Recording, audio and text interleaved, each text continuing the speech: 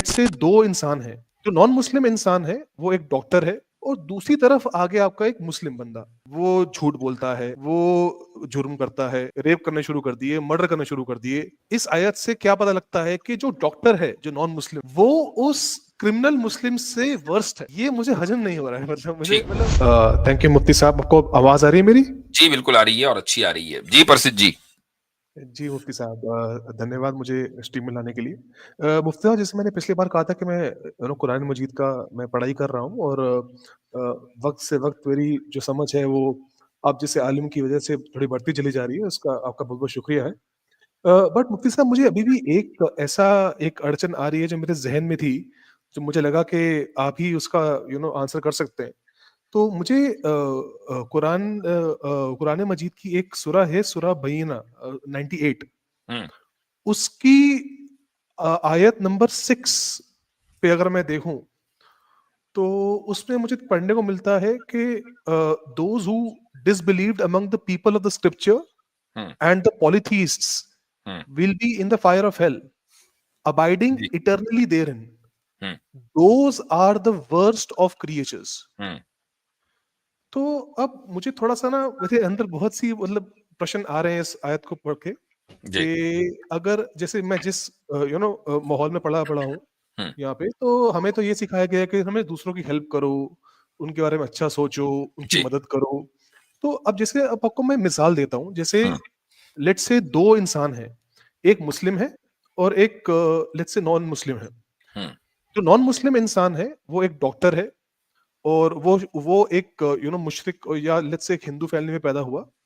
तो वो अपने ऑब्वियस सी बात है, जो अपने जहाँ पे पैदा हुआ है उसकी रीति रिवाज फॉलो करेगा पैदा होते ही, और उसने उसके रीति रिवाज फॉलो किए, लेकिन एज अ डॉक्टर उसने अपना बहुत अच्छा अपना कर्तव्य निभाया और इतना अच्छा बंदा था कि ना वो किसी का बुरा सोचता, सबकी मदद करता और बहुत जगह पे मतलब चैरिटी भी करता, फ्री ऑफ सर्विस सबकी कभी कभार गरीबों की मदद करता।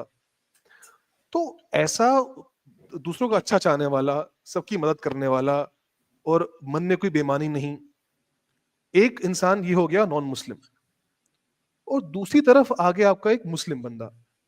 अब वो मुस्लिम परिवार में पैदा हो गया, ठीक है। अब जाहिर सी बात है कि वो जहां पैदा हुआ उसके भी रीति रिवाज उसने फॉलो करे, लेकिन उसके मन में खोट है, वो झूठ बोलता है, वो जुर्म करता है और धीरे धीरे, चलो वो नमाज भी पढ़ता होगा, लेकिन धीरे धीरे उसने रेप करने शुरू कर दिए, मर्डर करने शुरू कर दिए। तो दूसरों के प्रति उसका रवैया एकदम उल्टा रहा, दूसरों के प्रति नफरत, उनसे दुर्व्यवहार करना, उनकी तरफ से मिसबिहेव करना उनके साथ। ये दो इंसान है हमारे आगे। अब मुझे इस आयत से क्या पता लगता है कि जो डॉक्टर है, जो नॉन मुस्लिम है, वो उस क्रिमिनल मुस्लिम से वर्स्ट है। ये मुझे हजम नहीं हो रहा है, मतलब मुझे हजरत मैं इसको थोड़ा सा आसान कर दूं। ये सवाल जो है बेसिकली इन्होंने जो पूछा है, सवाल का पहले ही जवाब दिया जा चुका है। अच्छे अंदाज में इन्होंने ये कहने की कोशिश कर रहे हैं कि एक रेपिस्ट मुसलमान जन्नत में जाएगा और एक अच्छा मुशरिक शिर्क करने वाला जो है। हाँ, मैं थोड़ा सा प्रसिद्ध भाई को जवाब देना चाहूंगा तफसील से। देखिए जी प्रसिद्ध साहब, सबसे पहले हम उस मुसलमान की बात करते हैं कि जिसने रेप किया, चोरियां की, डाके डाले, झूठ बोले, तमाम तर गुनाह किए, तो लेकिन वो एक मुसलमान घराने में पैदा हुआ। मैं उसके बारे में आपसे पहले बात कर लूं। महज मुसलमान घराने में पैदा होने का मतलब जन्नत का लाइसेंस नहीं है। ओके, अगर एक आदमी जो एक मुस्लिम घराने में पैदा हुआ है, चाहे वो कभी कभी नमाज वमाज भी पढ़ लेता हो, जुमा या ईद की नमाज पढ़ ली उसने पूरे साल में, लेकिन वो अपने गुनाह को सही समझता है, अपने गुनाह पर, अपने जुर्म पर फख्र करता है। चोर है, कहता है भाई मेरा राइट है, जब मुझे गवर्नमेंट पैसे नहीं देती तो मैं चोरी करता हूं, तो चोरी को उसने सही समझा। या मसलन रेप को करते वक्त या करने के बाद उसको कोई शर्मिंदगी नहीं होती है, वो सोचता है कि हाँ ठीक ही है, बिल्कुल क्या है। तो ऐसा शख्स तो मुसलमान ही नहीं है ना, क्योंकि जो चीज खुदा ने हराम करार दी है उसको हलाल समझना कुफ्र है। समझ में आया आपको? जो चीज खुदा ने प्रोहिबिटेड बना दी उसको लीगलाइज करना, उसको लीगलाइज समझना कि नहीं नहीं ये ठीक ही है, ये कुफ्र है। ऐसा शख्स भी खुदा का मुनकिर है, खुदा का इंकार करने वाला है, और ऐसा शख्स जहन्नम में जाएगा हमेशा हमेश के लिए, वो भी वर्स्ट ऑफ द क्रीचर्स है। समझ में आ गया? तो महज मुसलमान घराने में पैदा होना जन्नत की गारंटी नहीं है। दैट बीइंग सेड, अगर इतनी बात समझ में आ गई हो तो आगे बढ़ें। ये मुझे पता नहीं था इसके बारे में, मतलब चाहे वो ऊपर से नमाज पढ़ता। अब चलें, अब हम आगे बढ़ते हैं, अब हम आगे बढ़ते हैं। ऊपर से नमाज पढ़ता, आपने एक और मिसाल दी कि भाई एक गैर मुस्लिम है। अभी उस मिसाल पर बात करने से पहले मैं आपसे एक सवाल करता हूं। एक आदमी है और वो डॉक्टर है और एक ऐसे मुल्क में रहता है जहां लॉ एंड ऑर्डर बहुत अच्छी तरीके से मेंटेन है, वो अपना टैक्स पे करता है, मरीजों का इलाज करता है, बहुत सही उनके साथ गुफ्तगू करता है, बहुत ही बाखलाक है, काइंड है, सारी चीजें उसके अंदर है। उसने बस ये किया कि उसने एक आदमी का मर्डर कर दिया। ठीक है, उस वक्त उसको गुस्सा आ गया था, उसने मर्डर कर दिया। तो मुझे एक बात बताएं कि क्या उस मुल्क का कानून उसको इस बुनियाद पे छोड़ देगा कि यार डॉक्टर साहब ने जो है ना बहुत से मरीजों का इलाज कर रखा है, उनको उनके जिंदा रहने का वो सबब बने हैं, जरिया बने हैं, तो चलो कोई बात नहीं, एक आध मर्डर कर दिया तो इसमें क्या हर्ज है?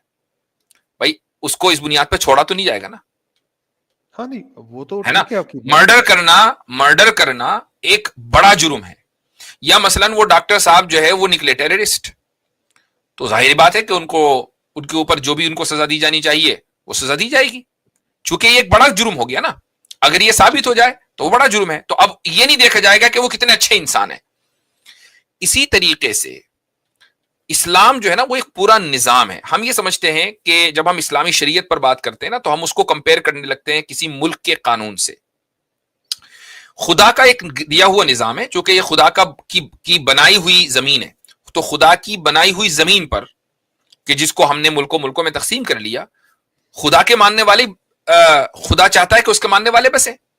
तो अब एक आदमी है वो ये कहता है कि मैं खुदा की जमीन पर तो हूं, या मैं हूं एक जमीन पर, लेकिन मैं खुदा को नहीं मानता, तो ये उसने सबसे बड़ा गुनाह किया। उससे बढ़कर कोई दूसरा गुनाह नहीं है, क्योंकि उसने खुदा का इंकार कर दिया या उसने खुदा को डिग्रेड कर दिया, तो उसने सबसे बड़ा गुनाह किया। अब उसके बाद उसने छोटी छोटी अच्छाइयां की कि खुदा के जो बनाए हुए दूसरे बंदे हैं उनके साथ वो अच्छाई के साथ पेश आ रहा है, डॉक्टर है, उनका इलाज कर रहा है, वगैरह वगैरह। लेकिन क्या उसके सबसे बड़े गुनाह को इग्नोर कर दिया जाना चाहिए चूंकि उसने छोटी छोटी अच्छाइयां की हुई है? ऐसा नहीं है। अब मैं आपको एक हदीस बताता हूं, उस हदीस से आपको अंदाजा होगा। एक सहाबी आए रसूल अकरम सल्लल्लाहु अलैहि वसल्लम के पास और उन्होंने कहा कि या रसूल अल्लाह, मैं जो इस्लाम मैंने कबूल किया है उससे पहले, इस्लाम कबूल करने से पहले मैंने बहुत अच्छे अच्छे काम किए हैं, मैंने अपनी कम्युनिटी की हेल्प की है, मैंने मरीजों को का इलाज किया है, वगैरह वगैरह, मैं लोग बहुत चैरिटी देता था, तो ये सारे मैंने काम किए हैं। वो जो मैंने काम किए हैं अच्छे अच्छे वाले, क्या मुझे उसका भी सवाब मिलेगा? तो रसूलुल्लाह सल्लल्लाहु अलैहि वसल्लम ने फरमाया कि अस्लमता अला मा अस्लफ्ता मिन खैर। क्या मतलब हुआ इसका? इसका मतलब यह है कि ये जो तुमने अच्छे अच्छे काम किए ना, उसी के नतीजे में तुम्हें इस्लाम की दौलत मिली है, उसके नतीजे में ही तुम्हें इस्लाम की दौलत मिली। यानी वो काम भी अल्लाह ने काउंट किए कि तुम अच्छे इंसान हो, तो तुम्हारी किसी अच्छाई को जो अल्लाह ताला को पसंद आ गई, अल्लाह ने तुम्हें एक सीधे रास्ते पर लगा दिया और तुम मुसलमान बन गए, यानी अल्लाह के बंदे बन गए। तो पॉइंट यह है कि अल्लाह के नजदीक कोई भी अमल रायगा नहीं जाता, यानी बेकार नहीं जाता। जो अच्छा काम है वो बेकार नहीं जाएगा, उसका फायदा या तो आपको दुनिया में होगा या उसका फायदा आखिरत में होगा किसी भी ना किसी हद तक। ठीक है, इस दुनिया में मान लीजिए एक आदमी बड़ा काइंड है, उसने लोगों की मदद की है, आप किसी का भी गैर मुस्लिम का नाम उठा के देख लें, वो इसलिए पूरी दुनिया में उसका नाम है, मसलन मदर टेरेसा। मदर टेरेसा मुसलमान तो थी नहीं, लेकिन उनके मरने के वक्त पूरी दुनिया ने सोग मनाया। उसमें बहुत से मुसलमान भी थे कि जो सोग मना रहे थे, यानी उनको अफसोस हुआ कि भाई मदर टेरेसा का इंतकाल हो गया। क्यों? इसलिए कि एक अच्छी खातून थी ना, यानी लोगों की नजर में उन्होंने बहुत मदद की। तो उनको जो दुनिया में फायदा होना था कि उनकी शोहरत हो गई, लोगों ने उनको अच्छा समझा, उनके मरने के बाद लोग उनकी तारीफ कर रहे हैं, तो उसका जो नकद नफा है वो उनको दुनिया में मिल गया। इस तरह के हर तरह के लोग हर मजहब के अंदर पाए जाते हैं। तो पॉइंट यह है कि کسی مذہب میں پیدا ہونا جنت میں جانے کی دلیل نہیں ہے, کسی مذہب میں پیدا ہونا جہنم میں جانے کی دلیل نہیں ہے. اصل یہ ہے کہ آپ خدا کے خلاف سب سے بڑا گناہ کر رہے ہیں یا سب سے بڑے گناہ سے بچ رہے ہیں. That will determine کہ آپ شر البریہ ہیں یا خیر البریہ ہیں, یعنی آپ worst of all creatures ہیں یا best of all creatures ہیں. جی جی ٹھیک ہے مفتی صاحب, مجھے یہ اس کا مجھے نہیں پتا تھا کہ جو مسلم گناہ کر رہا ہے اور وہ بھی کفر کر رہا ہے, یہ مجھے نہیں پتا تھا. اس کے جو گناہ کو صحیح سمجھ رہا ہے, میں دوبارہ اس کو تصحیح کر دوں اپنی بات کو, گناہ کرنے سے کافر نہیں ہوتا, گناہ کو صحیح سمجھنے سے کافر ہوتا ہے انسان. چاہے وہ نماز بھی پڑھ لے اس کے بعد تب بھی وہ قابل قبول نہیں ہے اس کا. مان لیجئے وہ نماز پڑھ لے اس کے بعد پھر گناہ کر لے اور اس کو صحیح سمجھے, یا نماز میں اس کو توبہ کی بھی توفیق نہیں ہو رہی ہے, وہ کہہ رہا ہے کہ ہاں جو رات کو میں جو کام کرتا ہوں نا لوٹ پھوٹ وہ بالکل ٹھیک ہے, اور دن میں نمازی ہے, تو اس کی نماز اس کے منہ پہ مار دی جائے گی. Oh right, okay okay okay, not make sense مفتی صاحب, یہ مجھے نہیں پتا تھا اور شکریہ, آپ نے کافی تفصیل سے اس کا جواب دیا. اور مفتی صاحب بس میں آپ کا زیادہ سمجھ نہیں لوں گا, ایک اور سوال تھا میرے ذہن میں. جیسے لیٹ سے, کیونکہ میں تو نان مسلم میں کے ماحول میں ہی ہوں, لیکن لیٹ سے کوئی بندہ مسلم پریکٹسز میں آنا چاہے میرے جیسا کوئی, چلو لیٹ سے میں یہ میرے سوال میرے ذہن میں ہے, جیسے فار ایگزامپل ایک لڑکا تو چلو پھر بھی اپنے پریوار سے الگ ہو کے رہ سکتا ہے اور ایک اسلامی پریکٹسز میں جا سکتا ہے, پر محض کرو ایک لڑکی نان مسلم ہو جائے, پیدا ہی ہندو پریوار میں ہوئی ہے اور شروع ہی اس کے سارے ریلیٹیوز بھی ہندو, اس کے دوست بھی ہندو, تو لیٹ سے وہ ریورٹ ہونا چاہتی ہے اسلام میں, تو پھر وہ کیسے پریکٹیکلی وہ ایک اسلامک لائف جی سکتی ہے ان دیٹ انوائرمنٹ؟ مطلب وہ کسی ہاں یہ اس کا مجاہدہ ہے. مجاہدہ مطلب اسٹرگل. ہر ایک انسان کا کچھ نہ کچھ اسٹرگل ہوتا ہے. ہمارا جو ماحول ہے, ہمارا مطلب یہ کہ سب کانٹیننٹ میں عورتوں کے لیے ویسے بھی مشکلات ہوتی ہیں, یعنی جو اپرچونٹیز مردوں کے لیے وہ عورتوں کے لیے کم ہیں, اور اس کی وجہ سے ان کو اسٹرگل کرنا پڑتا ہے, خصوصاً اگر وہ اپنی زندگی میں کوئی ایسا اسٹینس لیں کہ جس میں جو ان کے پورے ماحول, معاشرے اور ان کی فیملی کے خلاف ہو, تو ان کے لیے بہت پریشانی ہوتی ہے.